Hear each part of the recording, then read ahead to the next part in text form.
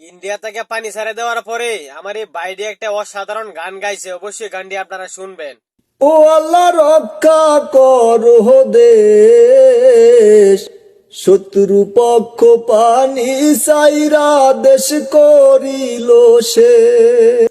ও আল্লাহ রক্ষা করো দেশ, শত্রু পক্ষ পানি সাইরা দেশ করিল সে।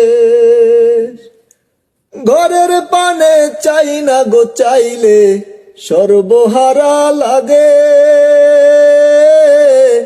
ঘর বাড়ি সব ডুইবা যাবে বুঝিনি তো আগে।